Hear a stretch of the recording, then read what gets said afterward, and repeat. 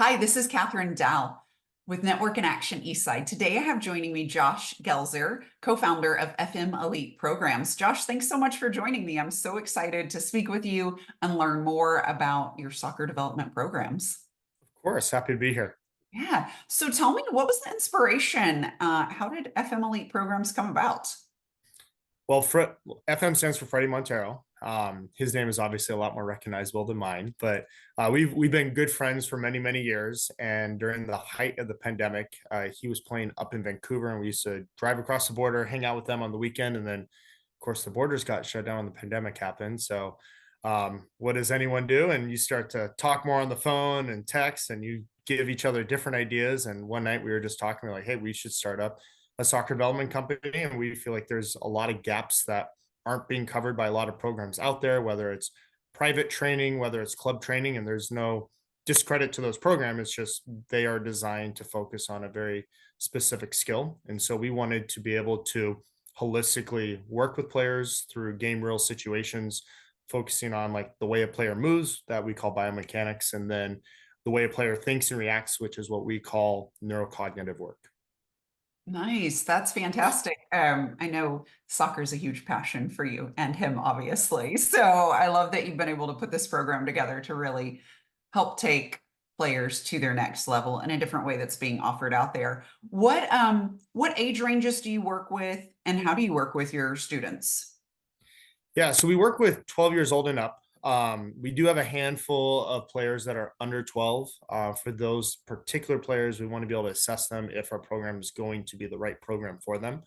Sure. The reason being is we work with a lot more of the higher end players. So mostly your RCL, ECNL, UPSL. So that's going to be your semi pro to USL 1, USL 2, and even handful of MLS players in the off season. Last summer, we were actually given the opportunity to train a couple of youth national team players for the US. And so that was really exciting as well. And so, with that being said, there's a higher level of athlete in here. We're not here to focus really on fundamentals as much as fine tune those fundamentals, helping a player understand what way to turn, whether or not to make an aggressive touch, what happens if they do a controlled smaller touch, what does that do to the defensive shape. And so we really focus a lot of education behind our training. And if a player doesn't have those fundamentals, it's going to be really hard for them not only to enjoy the program but to get something out of it. And we want to make sure that we're that program to help enhance player development.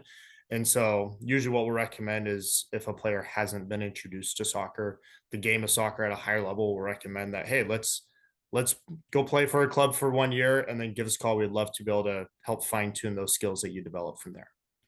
Nice.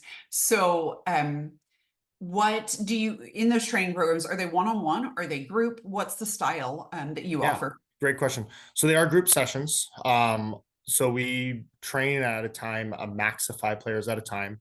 Players are all assigned a group that is around their skill as well as their age. We take that in consideration and their psychological ability as well. So I'm sure most people have played a sport at some time or another, whether it's volleyball, basketball, baseball, soccer. And with our program, like we call this area the lab. And what do you Very find in cool. labs? You find scientists and they do experiments, and not every experiment goes the way to plan. And some players struggle with failure, for lack of better words. And so we want to make sure that the players that are struggling, making mistakes, that they're in an environment that is very positive and they're around other kids that are in the same psychological ability so we can actually train them and help them progress. And then we work with other kids that are like, I'm going to make mistakes all day long just because I want to figure out what is the right and wrong thing to do here. Yeah. And those are the ones that will push a little bit differently than other ones. And so we take in age, skill, experience, of course, and then their psychological ability to handle stress and pressure and mistakes. And Josh, what areas do you serve right now? I know you're in a huge growth and expansion phase, but where are your programs currently offered? Yeah, right now is just at our facility, which is in Redmond, Washington. We're right in between 60 acres and Marymar Park, so right off of Willows there, and a nice little warehouse here. It doesn't have AC yet, but we have a lot of we got a lot of roll up doors, and we're in Seattle, so when it rains, you're dry in here. So there's a lot of perks about being in here, not having AC, but being away from all the weather elements that Seattle tends to throw at you. You're conditioning the players for when they go play in states that are warmer. Exactly. Or when they start traveling into like Phoenix, San Diego for Yeah, state yeah. tournaments, then they're It's ready. They're ready all for part that of the humidity and heat. program. Yep. Well, thank you so much for your time. I'm so excited to see your growth and expansion and success. So I'm so happy to have you as a part of Network in Action and look forward to that continued growth. Thank you. Thank you, Cathryn, so much. Take care.